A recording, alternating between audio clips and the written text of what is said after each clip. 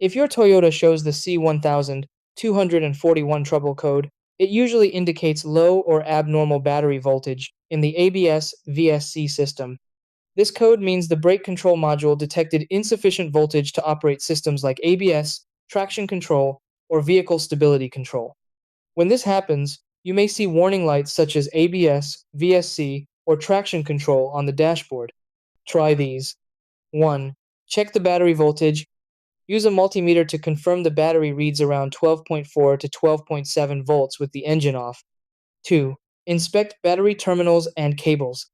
Make sure the terminals are clean, tight, and free of corrosion, as poor connections can cause voltage drops. 3. Check the alternator output. With the engine running, the charging system should produce around 13.7 to 14.5 volts. 4. Inspect ABS module wiring and fuses. Look for damaged wires, blown fuses, or loose connectors related to the ABS control module. 5. Clear the code and test drive. Use an OBD2 scanner to erase the code, then drive the vehicle to see if the warning lights return.